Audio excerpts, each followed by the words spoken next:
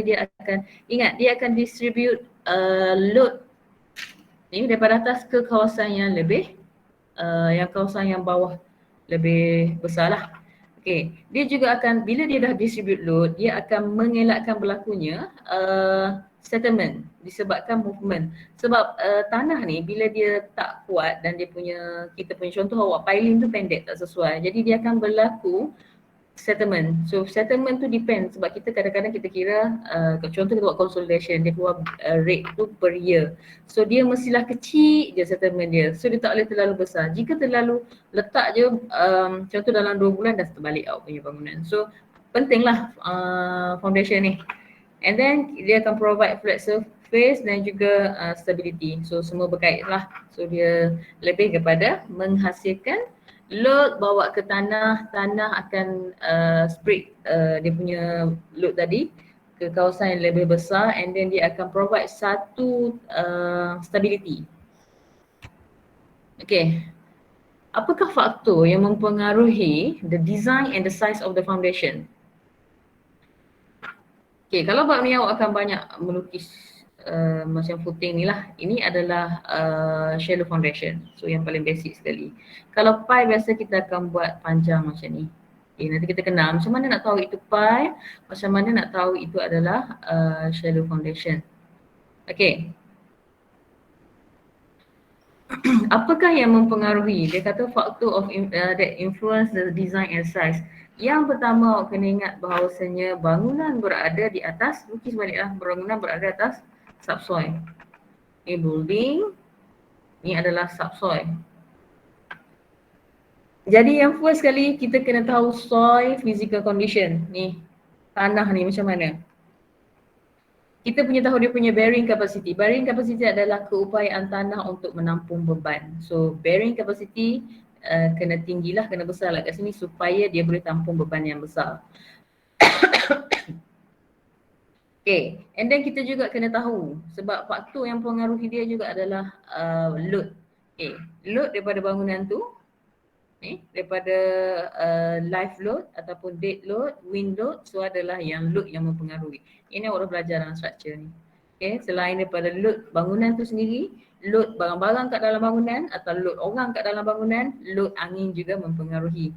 Sebab kita kena ambil kira untuk kita design kita punya foundation. Okay. Yang ketiga sebenarnya yang paling penting lah bila kita jadi kontraktor semua, benda yang sangat penting adalah cost, mestilah ekonomik lah. Okay, so kita tak boleh design terlebih, contohnya pada kedalaman guna 1.5 meter pipe pun dah okey, tapi awak nak saja nak tambah sebab nak lagi strong. So awak tambah sampai 4 meter, 5 meter, jadi benda tu dah berbazir lah. Okay, yang seterusnya adalah safety factor. Okay, yang ni memang kena titik berat lah. Okay, ni adalah jenis-jenis foundation. So kita ada shallow foundation, kita ada deep foundation. Macam saya lukis tadi, shallow dia punya depth is equal or less than dia punya lebar. So shallow kan. Okay, so dia punya kedalaman mestilah kurang daripada dia punya lebar. So mesti ni dia punya kedalaman, ini dia punya lebar. So dia jadilah shallow foundation.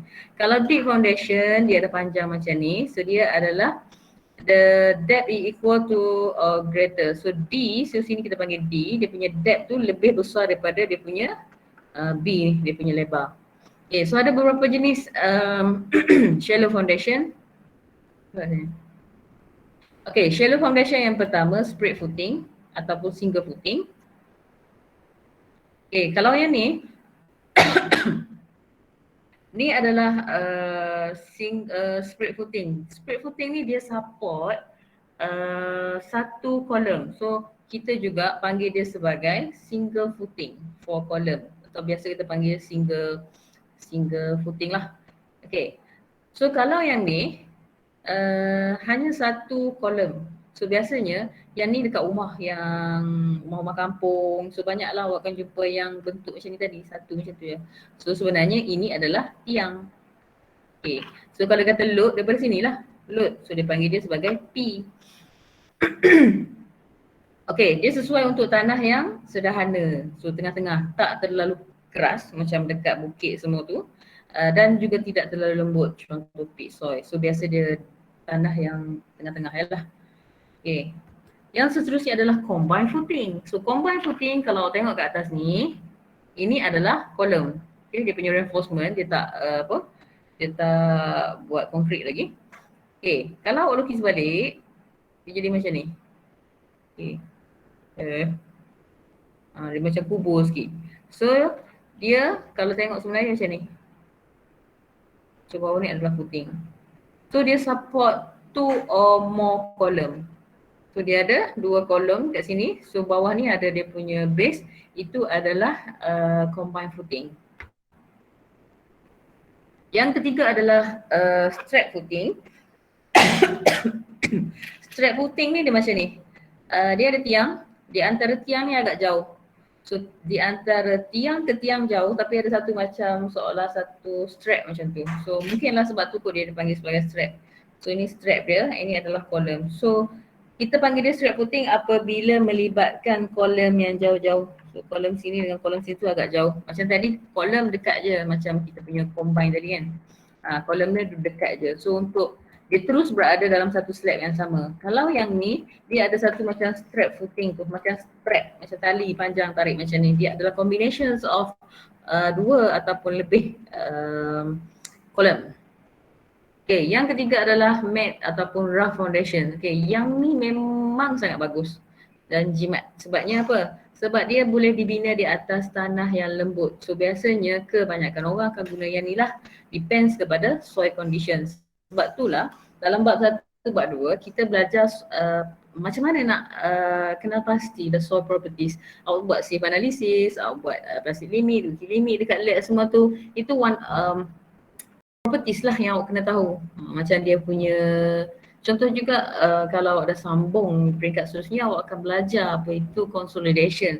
So awak boleh tengok dia punya enapan ataupun settlement soil tu. So kita akan ambil soil direct daripada dekat site. Dan awak buat kerja dekat lab dan awak dapat keluarkan dia punya soil properties. So daripada situ kita boleh design kita punya foundation.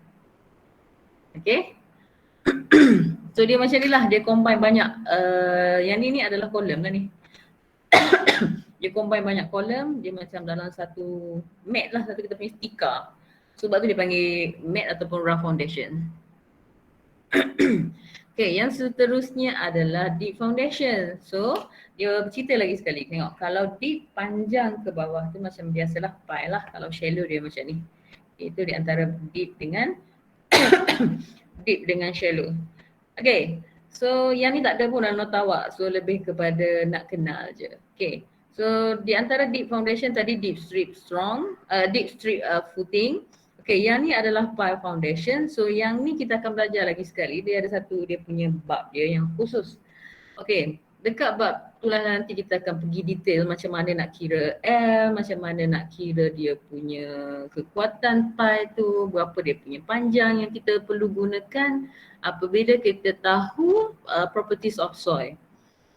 Okay, so daripada sini kita boleh kenal lah, semua orang tahu pie cap, ni adalah load. Okay, sama juga dalam bab tu nanti dia akan cerita bearing pie kat mana, friction pie macam mana. So bila kita masukkan pie ni kita akan draft dia ke dalam soil, kita macam hentak. Dalam masa yang sama berlakunya friction pada pie tu. So dia melawan, geseran tu melawan tanah macam ni kan. So daya kat atas tu kita panggil dia friction pie. Okay. So ni column banyak combinations of more than one column. So atas tu dia akan ada pie cap yang pegang semua kita punya column. So sedikit pengenalan lah pie foundation. Okay, ni drill Kaizen sama juga dia kita ataupun pier. So yang ni okay, kalau pie ni kita dekat kita mungkin kita buat dekat kat kilang and then kita datang dekat site kita terus install, makna awak terus drive dia dalam tanah lah. Okay, bagi keadaan yang ni untuk yang jenis macam ni, yang pier ni, tengok dia letak satu reinforcement dulu, dia macam akan casing, buat casing dia tu dekat on site.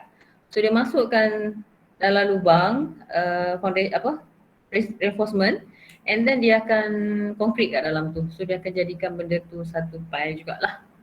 Okay.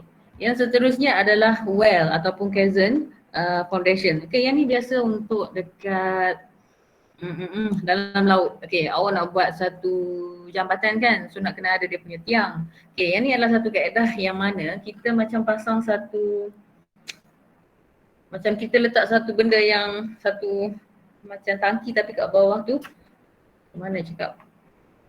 Macam tu. Okay, so kita akan drive benda masuk ke dalam air. So nanti kita akan seal kat tepi semua, kita akan buang air semua, nanti kita akan buat construction kat dalam ni. Lebih kurang macam ni lah. Ni adalah ataupun Kaizen, nama lain dia ni kat dalam ni. Okay, so introduction gitulah. Okay, so itu sedikit sebanyak kita punya foundation. Kita ingat dia ada shallow, dia ada deep. Okay, nanti shallow akan cerita dalam bab shallow, deep akan cerita dalam bab deep. So sekarang kita nak tahu apa yang berlaku dekat bawah footing tadi. Okay, so kita ada footing, so macam mana nak faham dia punya gambar rajah ni. Okay, gambar rajah ni kita panggil sebagai general distributions of soil of stress in soil. Okay, kena ingat bila ada load daripada atas, okay ni footing, load, kat bawah ni akan ada stress. Okay, maknanya kita tekan kat sini terasa. Kita tekan kat sini terasa. So kita panggil dia stress. Okay, kalau kita nak faham, maknanya kita ketuk kat sini pun ada gegaran juga. Kita ketuk kat sini pun ada gegaran juga. Itu yang kita nak faham lah. Okay, dalam konsep tanah, bila kita apply load kat sini, akan berlakunya stress ni dekat bawah dia. Okay, dia kata the pressure magnitude generally increase with depth. Okay, bila bertambahnya kedalaman, pressure kita semakin bertambah. Okay, yang mana melibatkan berlakunya overburden pressure dan introduce load on the point. Okay, bila keadaan macam ni, overburden pressure ni adalah pressure yang pernah dikenakan dah. So dia terlebih daripada yang sepatutnya. And then kita tambah pula load ke atas. So dia akan ada lagi sekali introduce load. Maknanya load lain tu tambah pula ke atas. Okay. So daripada sini, yang ni akan kena faham sebab nanti kita akan guna lagi untuk next calculation.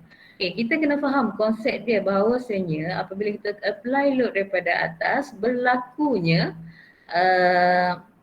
stress distribution, pengagihan stres di bawah tapak tu, di bawah footing tu. Okay, so dia kata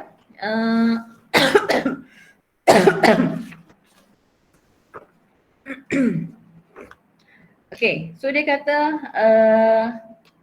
kalau tengok gambar ni, stres adalah maksimum. So kita akan belah dua sini. So ini consider sebagai central line. Okay, kita belah dia, situ central line. Dia kata stress maksimum pada center. Okay, kita tengok gambar dia naik ke atas. Stress ini maksimum pada center. Semakin menjauhi, maknanya semakin ke kanan dia semakin berkurang. Semakin ke kiri semakin berkurang. Okay, sama juga kes yang ni.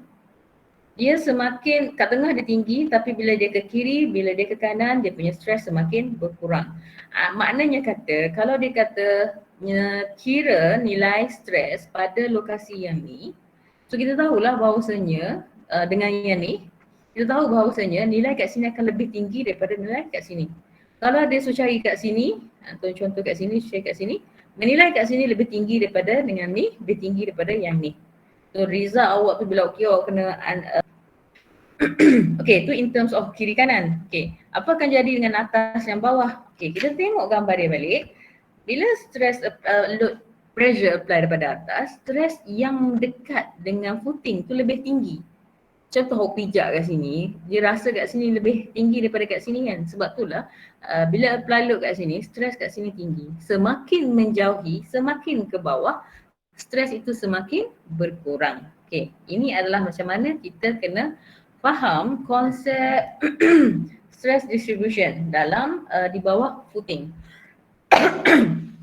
Ada nak tanya terusannya? Okay, so kita tengok gambar ni. Stress adalah maksimum. So kita akan apply load daripada atas. Stress ini maksimum pada center. Okay, kita tengok gambar dia naik ke atas. Stress ini maksimum pada center. Semakin menjauhi, maknanya semakin ke bawah, stress itu semakin berkurang. Semakin ke kiri, semakin berkurang. Okay, ini adalah macam mana kita kena faham konsep stress distribution dalam di bawah footing. Ada nak tanya terusannya? Okay, so tadi gambar ni tadi kita translatekan ke dalam bentuk macam ni. Okay, so lupa nak bagi tahu. Kalau kedalaman sama ada dia guna D ataupun dia guna Z, huruf Z. Kalau P dia akan guna, kalau load dia akan guna pressure ataupun Q soal. Okay, so depends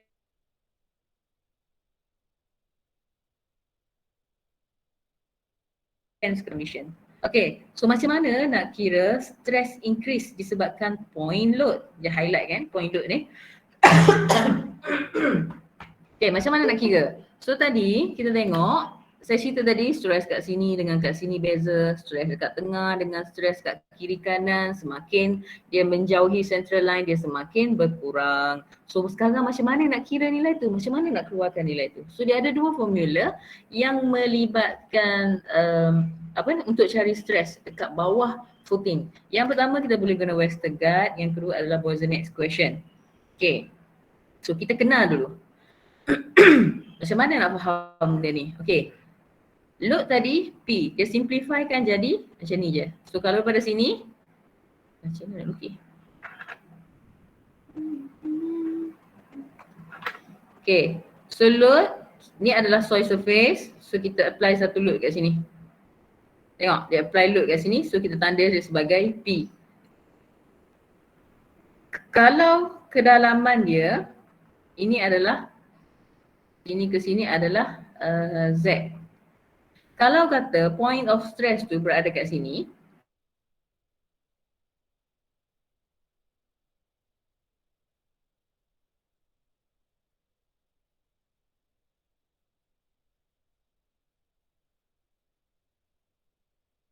P tu ada kat sini. Okay, andai kata dia nak stress pada point P.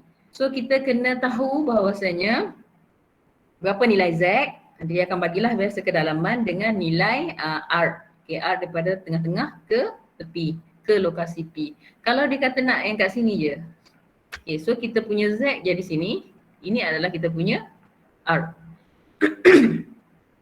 Andai kata dia nak satu point K kat sini. Dia tanya berapa nilai Z? Berapa nilai Z? Berapa nilai R? So dia berada di tengah-tengah. So R kita sama dengan kosong. Boleh Sama juga untuk Westergaard pun guna macam ni, Boussinesq pun guna macam ni. So kita nak translate daripada ayat-ayat kepada teori. Daripada teori takkan kita nak lukis macam ni kan? Bazir waktu je. So kita simplifykan lagi pemahaman kita ke dalam bentuk macam ni.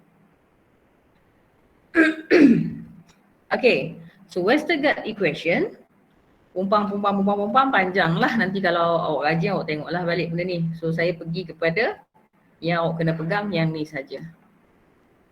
Okay, yang ni 32 kecil now. Okay, 32.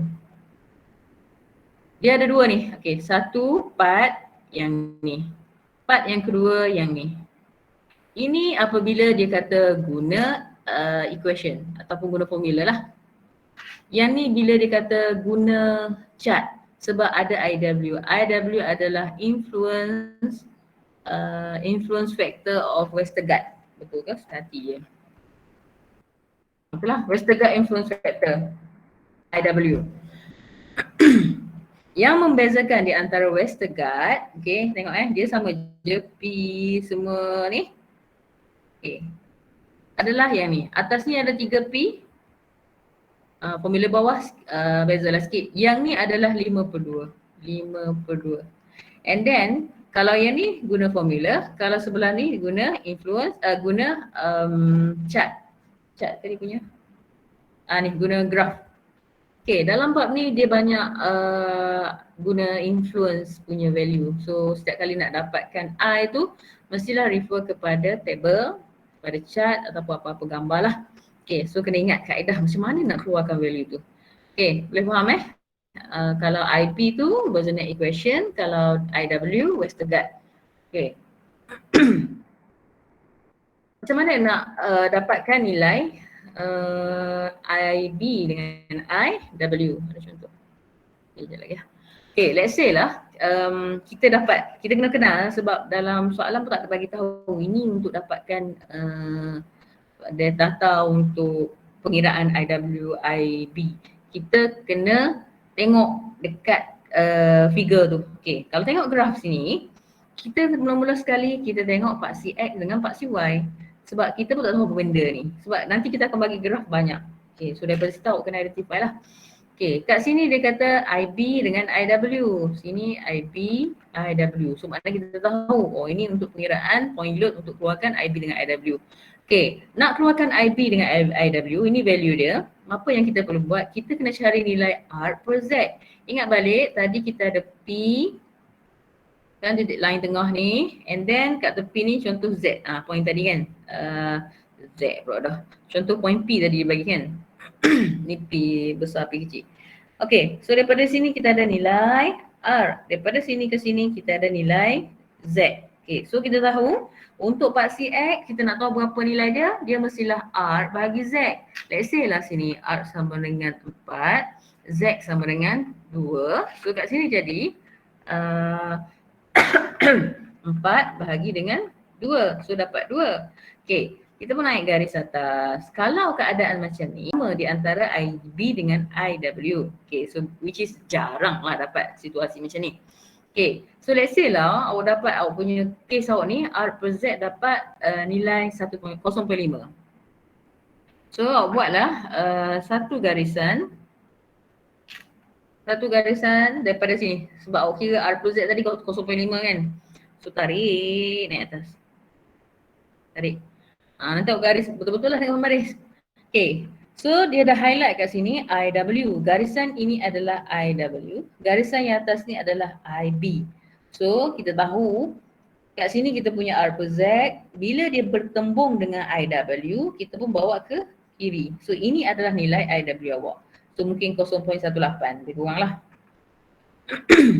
Untuk tahu nilai IB, naik, tengok dia bersilang kat mana and then tarik ke tepi. Okay, so dia akan dapat 0.28. Okay, so perlulah awak ingat bahawasanya sebab mata kita berbeza kan. Dan graf dia macam ni. So tak semestinya sama jawapan awak dengan jawapan kawan awak dekat I ni. Okay, so kalau dapat semua sama tu agak pelik lah kan. So pandai-pandailah awak dapatkan nilai ni. Okay, so cara dia macam tu. So kena identify R, kena identify Z. Selagi awak tak tahu berapa nilai ni, so tak boleh nak proceed untuk dapatkan nilai IW dengan IB. Okay, so contoh ada kat sini. Okay.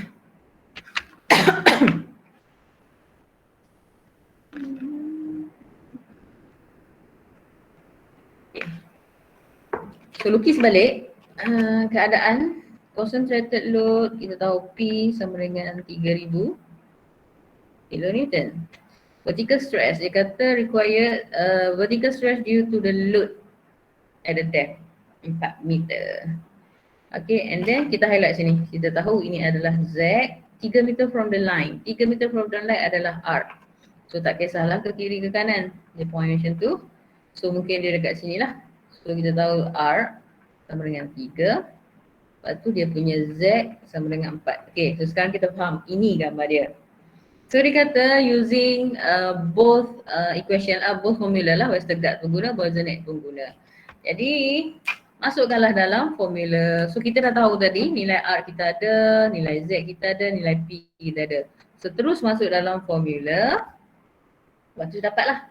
Okay, cuba practice macam mana nak kira. Isu sekarang sepanjang saya duk marking, majority salah kat sini. Salah masuk calculator. So kira satu-satu. Masukkan ni dulu, lepas tu baru tambah dengan ni, lepas tu tunjuk kuasakan semua, lepas tu baru darat dengan ni. So jangan lupa yang ni bahagi dengan yang ni. Benda simple tapi sayang semua. Kebanyakan orang akan salah dekat tekan calculator. Salah tekan lain jawapan dia. Okay, so ini kaedah sebab saya kata tadi dia ada dua formula kan. So satu yang dekat ekor, dekat kepala dia, satu lagi dekat ekor dia. Okay, so kalau dia kata guna Westergaard maknanya dua formula kat situ. Guna Boussinesq, dua formula kat situ. Formula yang pertama guna formula, yang kedua guna chart tadi. Senang ini. yang ni pun sama. Masih lagi, yang ni sebab guna ada influence factor kan, kena cari nilai IW. So kita tahu kena cari R per Z. So R per Z dia adalah 0.75. So kita pergilah kat sini 0.75, 0.5, 0.9, 0.7. So tengah lebih kurang lah tengah-tengah. So garis lah. Nanti awak dapatlah nilai sini. Dapat dua nilai. So dapat dua nilai untuk IW dengan tapi dia nak apa ni? Oh ni adalah IW. So ambil nilai IW je lah. So ambil nilai IW. Okay, so masuklah dalam formula P per Z kuasa 2, masukkan nilai IW tadi. So direct masuk tak payah convert apa-apa. So dapat nilai. Okay, sama juga untuk okay, sama juga untuk Bose-Einstein method. Dia cuma depan ni pasal ada formula beza sikit, and then dia punya kuasa 2 tu ingatlah Bose-Einstein punya 5/2. So once awak identify tu 5/2 tu adalah Bose-Einstein, mana awak tahulah itu adalah formula untuk Bose-Einstein. So tu cara saya nak kenal lah. Okay, so masuk nilai sama juga macam tadi. So tadi dia sebab R dengan Z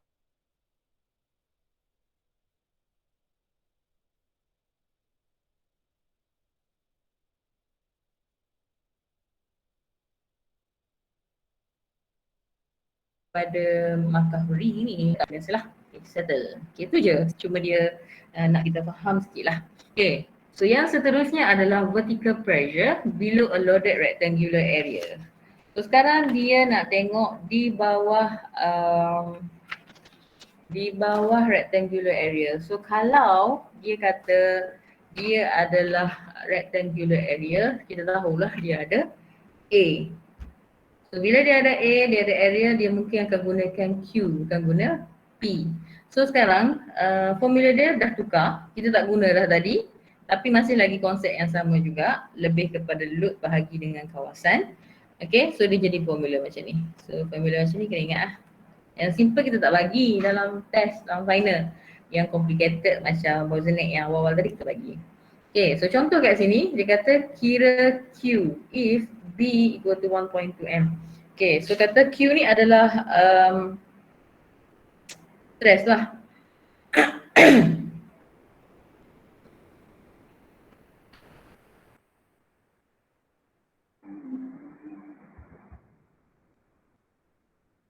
Okay, dia kata kira Q.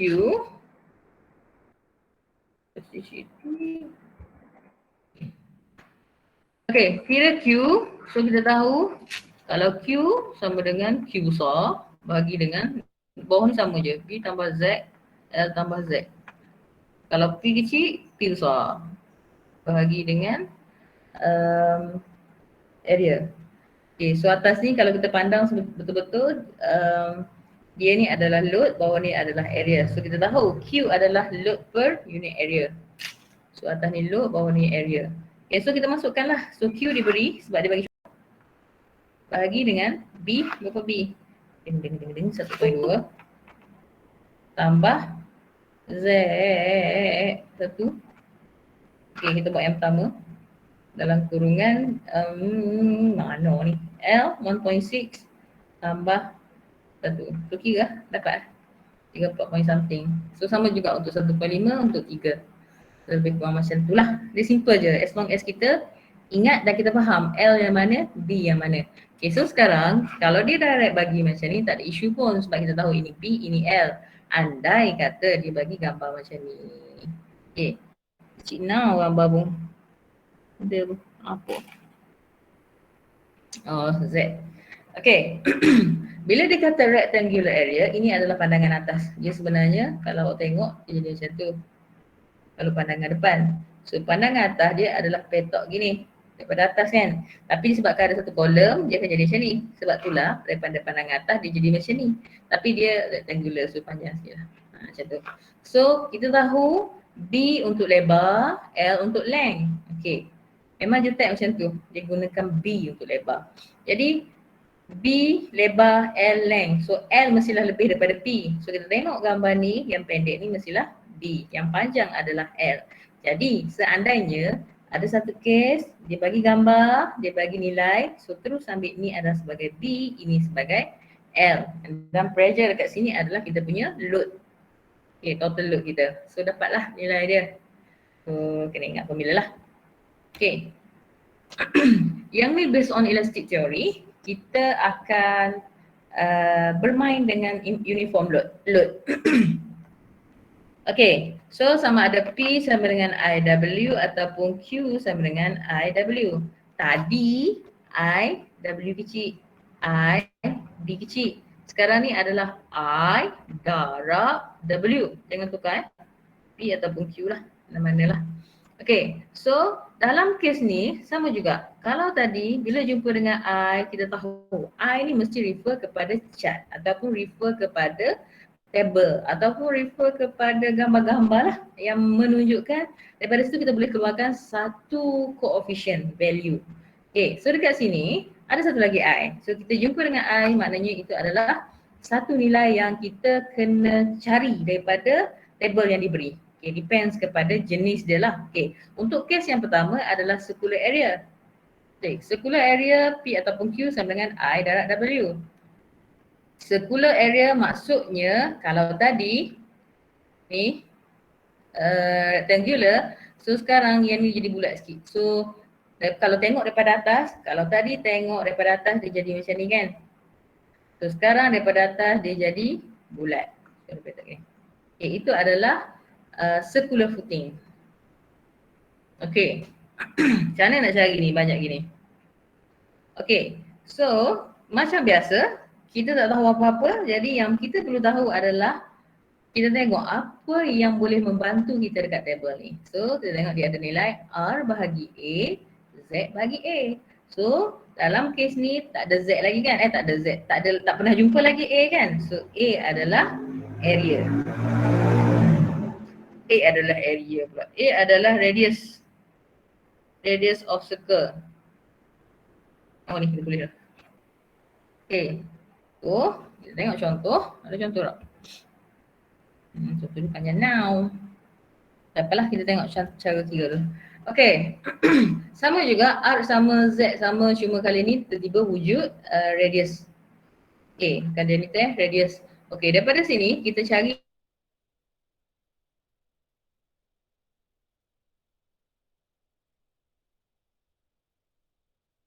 ini tu dapat 2. Okay. And then kita kira juga Z bagi dengan A. Okay, Z bagi dengan A. Contoh Z bagi dengan A dapat 1. Terus sini. Tawak garis. Ini. Garis sini yang bertembung. Ini adalah nilai kita punya I value. Sama dengan 0.043. Apa akan jadi? Okay, faham? Ini senang kan? Kalau 2.5 tariklah. Lepas tu kata 2.5 dengan 25 tarik sini yang bersilang itu adalah nilai I. Apa akan jadi seandainya 2.55? Kat sini pula jadi kita kira Z per A dapat 1.55. Apa akan jadi? Jadinya kena interpolate. So interpolate sama dulu. Kena ingatlah interpolate yang ni dengan ni dapat tengah-tengah ni. Yang ni dengan yang ni dapat tengah-tengah ni. So tengah-tengah jumpa tengah-tengah bersilang, itu nilai dia. Ingat lagi tak? Okay, untuk kes yang kedua, sebab kita boleh juga guna kalau dia bagi influence coefficient per point under uniform loaded influence coefficient of point. Okay. Okay, kalau ni dia bagi table terus. Kalau dia bagi keadaan yang ni senang. Okay. Saya tak nampak sangat gambar tu. Bentar ya. R bagi A, R bagi A, Z bagi A. Okay. Kalau case yang ni, okay, tengok dia ada A ni dia ada punya radius. R bagi dengan A. 9 dah pula. R bagi A. Okay, let's say R bagi A dapat 1. Contoh 1 lah. Tengok garis ni. Ting garis straight lah. Okay, lepas tu apa ni? Okay, lepas tu awak kira Z bahagi A dapat Dapat 2 lah, let's say. Dapat 2. So garis. Okay. Dia bersilang betul-betul dekat atas point ni. Jadi nilai kita adalah 0.2. Okay. Kalau macam tadi, macam mana? Contoh sekejap.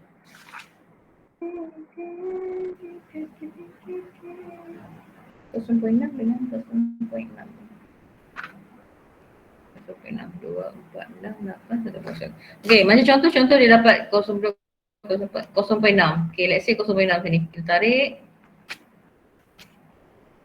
0.6.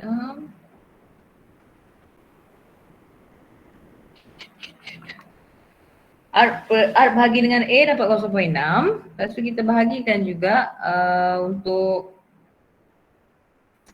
kita bahagikan juga Z bahagi A. Let's say dapat 0.6 juga. Kita nak ambil 0.6 ni ke 0.6 ni? Ambil 0.6 pada paksi. Ini paksi X, ini paksi Y. So sekarang 0.6 2, 4, 6. So 0.6. Ting. Mana ni? 2, 4, 6. So tarik kat sini. Tarik sini. Okay, bertembung kat sini. Dia bertembung tengah-tengah. Okay, kita tahu line selepas garisan ni 0.8, garisan ni 0.7. Okay, kita berada tengah-tengah. So nilai kita adalah 0.75. Faham? Kita mula-mula tengok garisan atas and then tengok garisan kiri untuk ambil dia punya bacaan. Stress line tu ambil lah yang mana bersilang. Dia sebenarnya gambar ni kalau tengok atas betul, pemahaman kita adalah bila kita ada satu footing kat sini akan berlakunya sebab ini adalah separuh ini adalah A yang penuh kan. So dia sebenarnya berlaku induce kat bawah ni. Ini adalah garisan yang stress tu. Ini semua adalah garisan stress line ni. Okay, so nilai, dia kata nilai stres ni pada lokasi ni adalah 0.4. Dia dah buat siap-siap. Okay, so daripada situ kita dapatlah nilai dia. Senang. Okay, so tengok contoh ni, circular loaded area 100 exerted on the ground surface, radius 3 meter. Okay, keadaan yang pertama, ada P 100 km per meter kuasa 2. So 100 km per meter kuasa 2 ni adalah W kan? W. Itulah W. Okay, so ni adalah W. P sama IW tadi kan? Ni omega, W. Okay, so sekarang dia kata 6 meter below the center of the circle. Kalau 6 meter, maknanya betul-betul sinilah. Itu yang pertama. Yang kedua, 6 meter with 1.5 meter horizontally from the center. So, yang kedua mungkin kat tepi ni sikit. Yang ketiga, 6 meter under the edge of the circle. So, mungkin kat tepi ni. 6 meter under the surface and 5.5 meter horizontally from the center. Ini duduk mana ni? Sekejap Okay, nak ada gambar pun.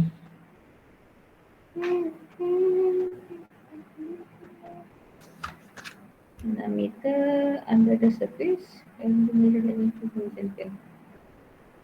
Oh, 6 meter turun ke bawah. Yang tadi sudah 6 meter under the edge of the circle. So sini edge mungkin kat bawah ni lah.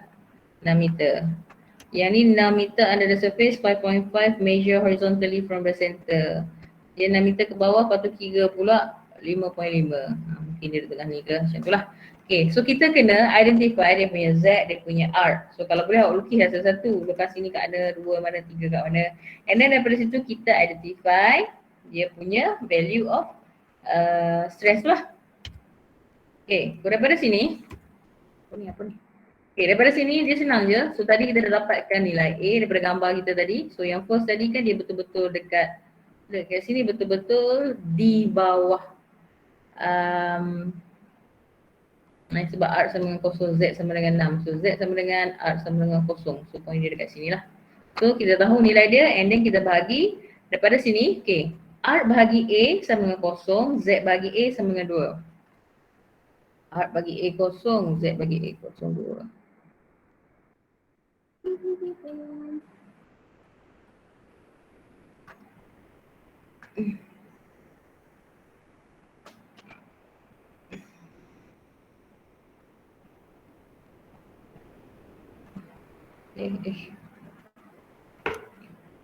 Apa tadi? R bagi A kosong. So ini R bagi A kosong, kita baca. Okay, R bagi A duduk sini. Z bagi A. So Z bagi A dapat 2. So kita turun kat bawah ni. Z bagi A dapat 2. Okay. So value kita, kalau buat garisan yang sama dengan dia, dia mestilah kurang daripada 0.30 tapi lebih daripada 0.20. So value yang dapat sini 0.284. Okay, logik lah nilai tu. Okay, faham tak? Senang je ni. Okay, contoh yang kedua tu, R sama dengan 1.5. So kita cari R 1.5. 1 point, ni 2, 1.2, 1.4, 1.5. Okay, mungkin sini. Turunkan ke bawah. Lepas tu, R 1.5 pula. R bahagi A 1.5. Apa nilai ni? R bahagi A 1.5 bahagi 3. Z bahagi A. Oh, ni 0.5. Yang kedua tu 0.5. 0.5, 0.5. Okay, kat sini. Okay. Lepas tu jumpa dengan Z bagi A 2. So Z bagi A 2. So dapat nilai lebih kurang kat sini. So dia dapat 0.258. Boleh lah. Okay. Nilai dia akan jadi lebih kepada logik lah. So akan pelbagai juga jawapan ni. So saya akan sediakan skema yang agak besar lah kat sini. Sebab kita bacaan ni tak semestinya sama semua orang. Okay, sebab dia 2 atau 3 titik puluhan. Okay. So itu kaedah dia lah. Dia masih sama juga. Identify R, A, Z. Daripada situ, depends kepada paksi X, paksi Y, and then kita kira. Dah kira kat situ, kita cari dekat chart ni nilai I. So kita masukkan dalam formula Q sama dengan I, W. W dah ada, I dah ada, dia dapat nilai Q. Okay, settle. Cuma condition dia adalah kita kena faham 6 meter kat mana, 3 meter kat mana, 55 meter kat mana. So kita kena faham condition dia. Sebab kita nak kenal pasti yang mana satu R, yang satu D. Okay. Yang seterusnya, letih. Uniform load on a rectangular area. So, bagi keadaan yang ni, formula IW, kita kena tahu yang mana satu lebar, yang mana satu panjang. Okay, dia dah bagi tahu siap-siap B adalah length, ni kan B, length of the loaded area. A adalah width, dia punya lebar. Okay, ingat B, A. Z adalah depth. Macam biasalah, tak berubah. Okay, dia bagi formula untuk kira B adalah NZ. Untuk kira A adalah MZ. Okay, so macam mana nak buat ni? Sama juga sebab kita nak nilai I. Sekarang nilai W biasa dia bagi lah berapa dia punya load tu.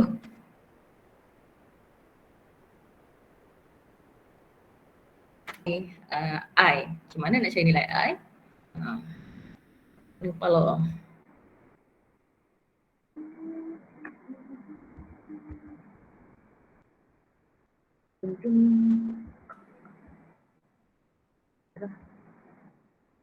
Okay. B sama dengan NZ tadi kan? B sama dengan NZ.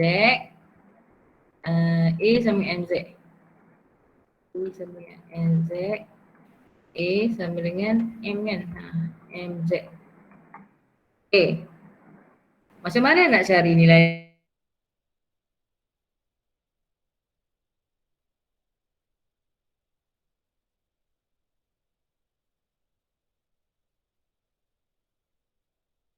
Kenapa nak pusing? Sebabnya kita ni sama juga. Baca balik kat atas ni. Kita ada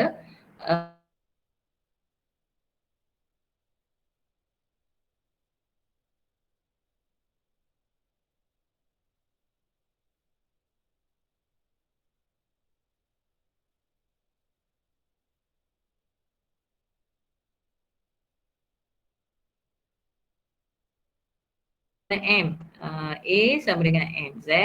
So sekarang M sama dengan A bahagi dengan Z. So kita dapat dah cari nilai M sama dengan nilai M. Okay. So sekarang isu sekarang adalah kenapa dua-dua letak kat sini. Dia ada O kat tengah tu.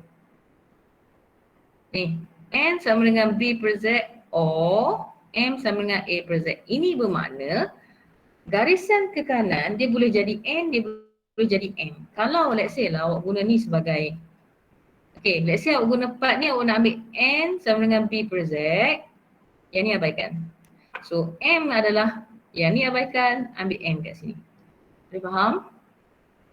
Okay, saya anggap faham lah kalau kau tidur. Okay, sama juga kalau kita anggap kat sini M sama dengan A per Z, abaikan yang ni, sini akan jadi N. Nilai untuk N, yang ni abaikan. So macam itulah dia tak boleh nilai yang sama. Okay, so sekarang macam mana nak cari nilai N, nilai M ni? Okay, so biasa daripada soalan dia akan bagi B, dia akan jadi nilai, bagi nilai B, bagi nilai A, bagi nilai Z. So daripada situ kita akan dapat nilai M. So let's say lah M kita adalah 1, sama juga tunggu bawah ni adalah garisan 1 yang kita nak. And then kita pun kira N, nilai B ada, nilai Z ada, dapatlah nilai N. So contoh nilai N dapat 0,7. So tarik ke tepi, yang bersilang ni adalah nilai kita punya I, 0.149. Darat dengan W dapatlah Q. Okay, kisah dia sama je, Q sama dengan IW, point load semua, loading, uniform load. Cuma kita kena identify macam mana nak guna, nak dapatkan dia punya I tu. Okay, sama juga yang ni, kita ini boleh guna yang ni ataupun yang ni. Tengok M or N.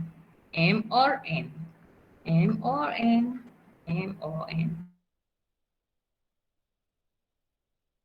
Okay, dia bagi yang ni pun tak apa, dia bagi yang ni pun tak apa. Dua-dua boleh guna untuk dapatkan nilai I. Okay, untuk kes yang macam ni, let's say lah awak kira M tu, awak dapat nilai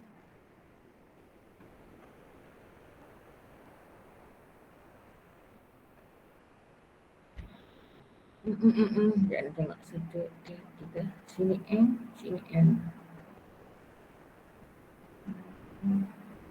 Okey, dia lebih kepada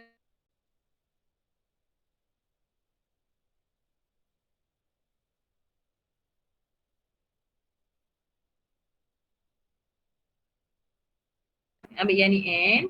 Kalau sini ada nilai 5, tapi bila awak garis kan, awak garis macam ni. So kita tak tahu berapa nilai yang sebenar, dia dah terlindung. So cari yang ni pula.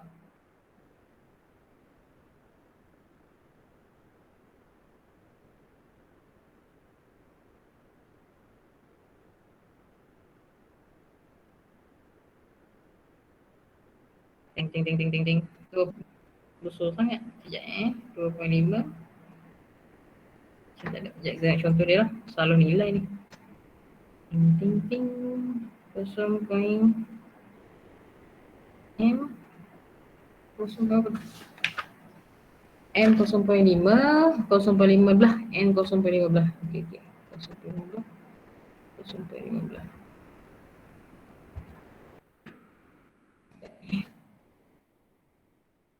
0.15.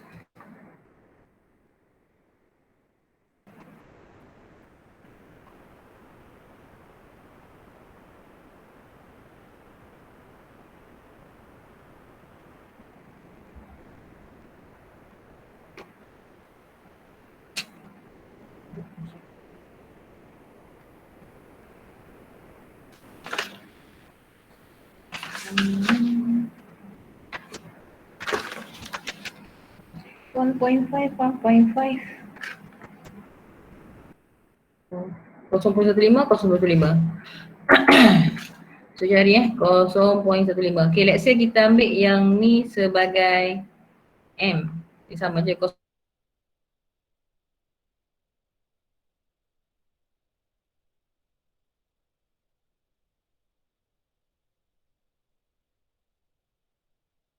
Okay, kalau kat sini 0.15 ada tak? 0.15 tarik. Selagi boleh dapat bacaan, dapatlah bacaan.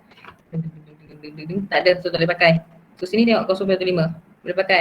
Okay, kalau yang macam ni, kalau nak anggap, nak guna yang ni dengan yang ni, tengok 0.5 kat mana. Tak ada, tak boleh pakai. 0.5 yang ni ada. Okey, ada. 0.5 yang 1.5 yang ni boleh, ya ada. Saya cari, okey ada. So maknanya tarik sini dapat dia punya nilai. Dapat lagi nilai ni tengah-tengah. Okey. So macam itulah. Kalau katakan dia tak logik, maknanya terlebih ke, bila awak garis terlebih kat sini, so tak boleh pakai. So dia hanya boleh pakai mengikut dia punya petak ni sahaja. Okay, so sekarang bacaan dia 0.5, 0.5.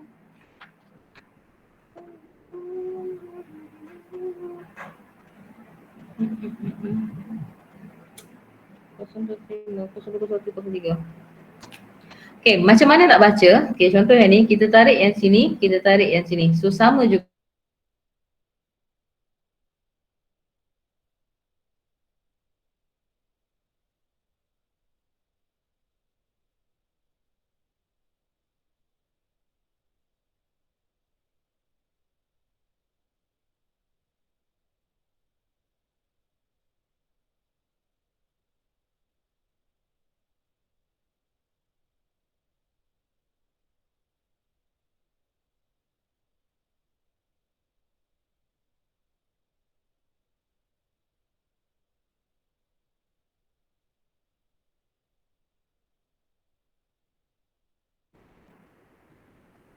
Okay, dia kata dimension 1.5 darab 1.5.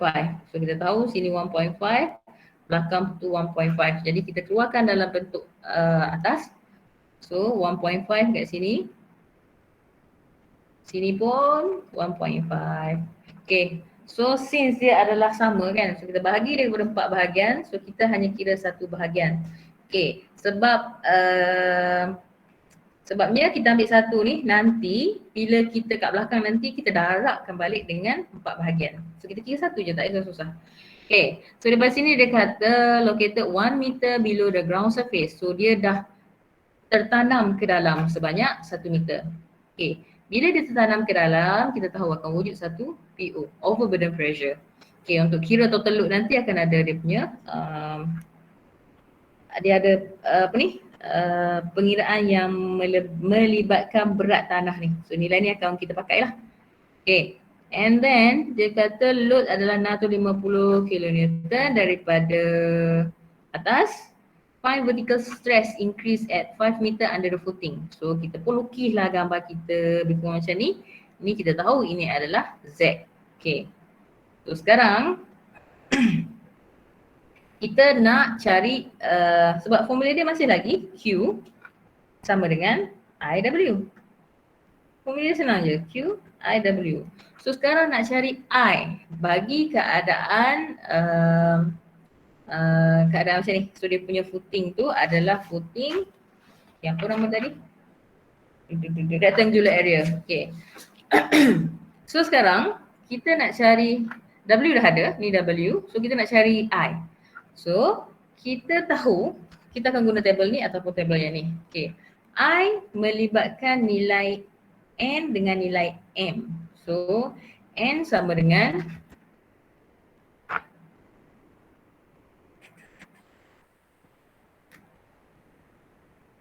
A sama dengan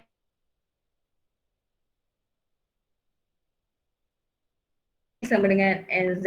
So tadi kita tahu NZ, B tahu A dengan B sama je dia punya value 1.5 dengan 1.5. So ambil mana-mana pun tak kisah. So kita nak dapatkan dia punya M. M sama dengan A bahagi Z.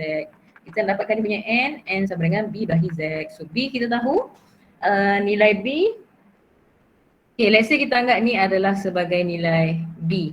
Okay, sini adalah B lah. Tapi kita dah cakap tadi kita nak kira satu bahagian je. So bahagian kita yang kecilnya. So B kita adalah 0.75. So sini masuklah 0.75. So since dia adalah 4 tepat macam ni, so sini pun A sama dengan 0.75. Okay, dia punya Z, dia bagi tahu Z berada ke kedalaman 5 meter. Bagi dengan 5. Yang ni bagi dengan 5. So dapatlah nilai kita tadi 0.15 dengan 0.15. So refer lah table ataupun nak tengok yang ni pun tak apa, nak tengok yang ni pun tak apa. Kalau yang ni 0.15 dia berada dekat tengah. Yang ni 0.15 sama juga berada dekat tengah. Jadi berapa nilai kat sini? Buatlah interpolation. Interpolation ni zaman belajar dulu dah akan belajar. So ingat balik yang ni tolak yang ni.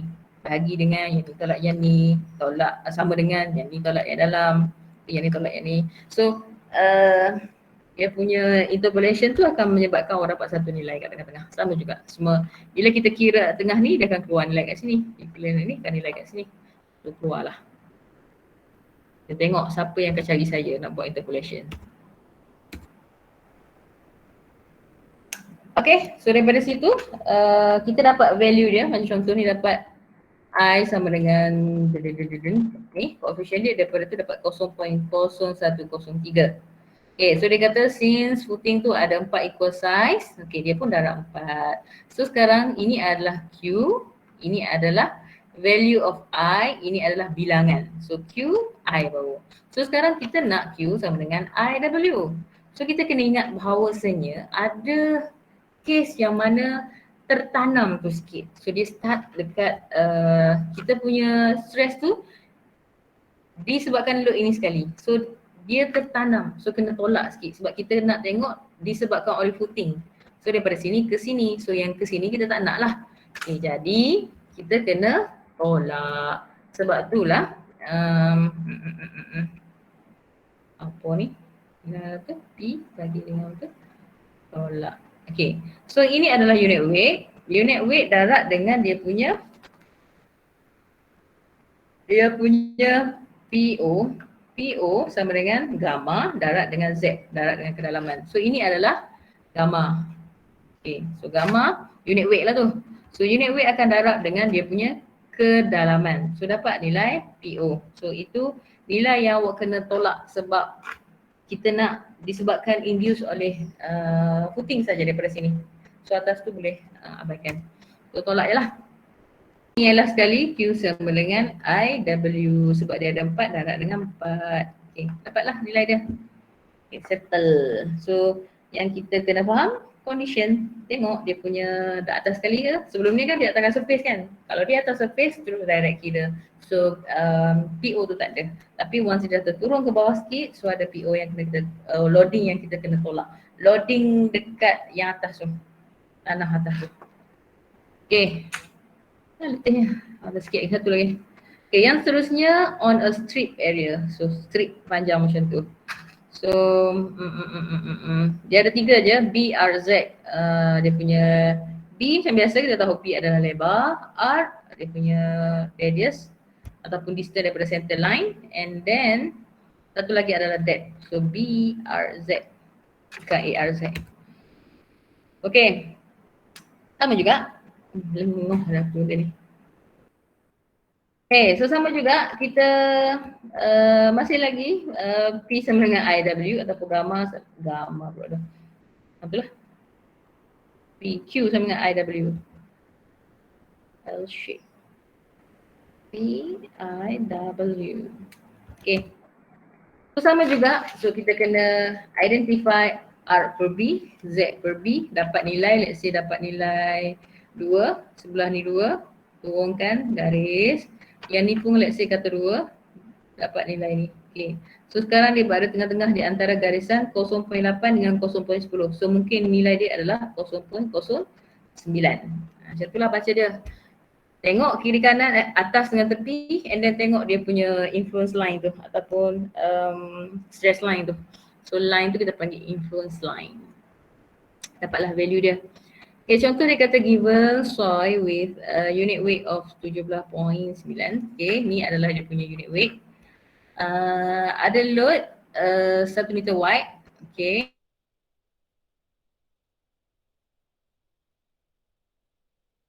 Ni B sama dengan 1. Footing P. Pressure daripada atas. Dia kata require vertical stress increase due to wall footing at 0.3 meter. So ini adalah Z below the edge of the strip. Okay, kat tepi ni. The total vertical load at the same location. So dia nak tahu berapa total vertical load pada lokasi yang sama. So bila total vertical load, maknanya load setia ada daripada atas ditambah dengan load disebabkan oleh ni unit weight. Okay, itu cara kita faham. Okay, ini sama je. Kita cari vertical stress increase pada point mana-mana kan. So refer balik table ni. Dia nak R bahagi dengan B. So kita tahu kita punya R ada tak sini? Jeng. R adalah ni. Maknanya 1/2. So adalah 0.5. Betul ke? Sekati je. Betul lah. Okay, sebab kita central line kan. Ni kan tengah-tengah kita.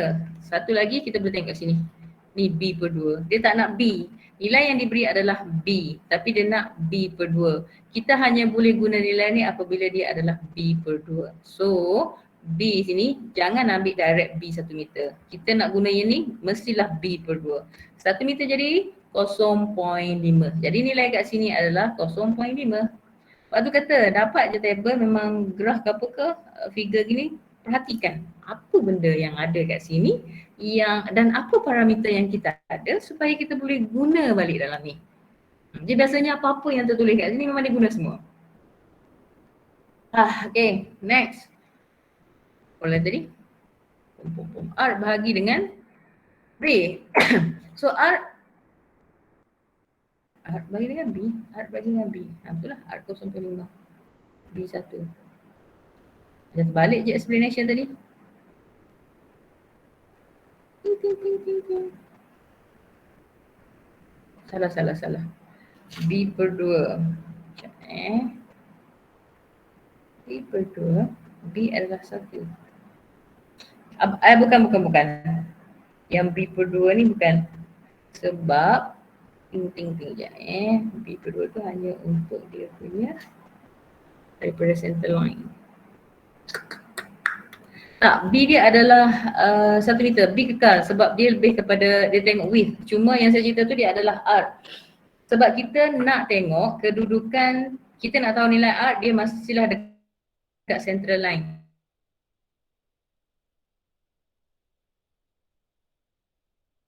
B masih daripada tu. So 0.5 bukan tu Kekal kepada 1. B takkan bagi 2. B1. Okay, so dapatlah nilai 0.5 dengan 3. So refer balik 0.5 dengan 3. Ini 0.5. Ini 3. So akan dapatlah nilai dia. Okay, so buat macam biasalah. Letih dah. Okay, so lepas tu masuk dalam formula P sama dengan dia dapat influence line dia 0.2. So P sama dengan ini adalah I, ini adalah W. So W tak tukar unit apa-apa kan. 295 km per meter. Okay. And then dia kata kira total vertical load. Macam saya cerita tadi, dia akan ada load disebabkan oleh tanah tu juga. So kita panggil dia PO dengan P. So nak kira PO, kita tahu tadi PO sama dengan unit weight darat dengan Z. So unit weight kita ada ni, dia darat dengan dia ni. Kita dapatlah value dia, ini.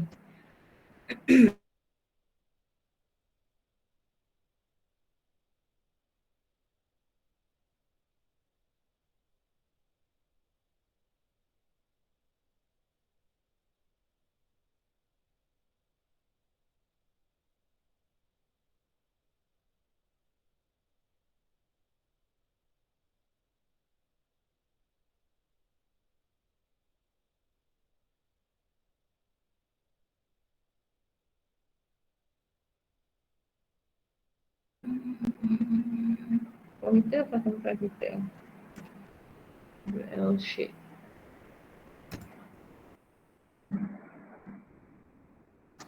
Vertical stretch itu. Okay. So ada beberapa contoh soalan yang kena buat. So soalan nombor 2 dengan 3 je lah buat. Okay. Vertical stretch test.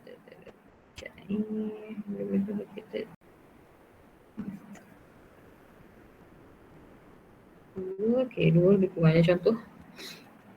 1 shape search.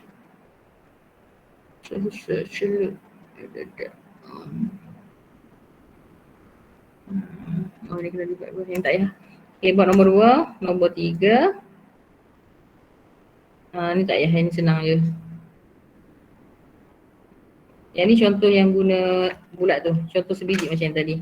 Okay, nombor 1 dengan nombor 2 dengan nombor 3. Nak ambil gambar, ambil lah dulu. Nombor 3. Okay, macam biasa yang ni saya akan buka dalam author lah, seminggu kemudian lah. Kalau rasa tak mau hantar pun tak apa, terpulang. Tapi hantarlah. Ini kod-kod lah, ada markah awak tak cukup, so saya backup dengan assignment. Assignment juga akan bertukar jadi quiz jika keadaan darurat. Kita buat quiz lagi ni. Okay, so dah habis topik hari ini. So dia senang tapi dia confuse sikit. Sebab dia banyak method, banyak kaedah untuk kita faham macam mana nak cari value setiap setiap parameter dia bagi tu. So kita kena faham lah macam mana condition dia. Tapi dia masih sama formula dia. Q sama dengan IW. Dia faham satu formula tu, tengok dia punya gambar ni, apa dia punya table ni, and then daripada situ kita boleh cari dia punya nilai I. Dapat nilai I, darabkan dengan nilai W, and then kita dapat Q. Okay, so ada soalan? Puan, nak tengok yang nombor 2 tadi? Nombor 2. Soalan nombor 2.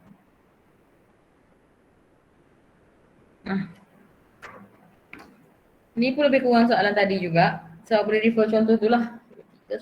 Uniform load, depth of meter, center. So kalau dia kata 5 meter at center, maknanya R dia kosong. 5.5 meter below the corner of the footing. Cari dekat ujung tu. 5.5 meter. Di bawah dia punya tu adalah D dia adalah 5.5. Corner tu maknanya dia di hujung dekat dengan footing. So nak tahu dia punya R, tarik bagi 2. So R sama dengan 1. Okay, B masih lagi 2. Jom kira lah. Senang ini. Soalan-soalan final pun lebih kurang ni je. Senang je. Cetek senang.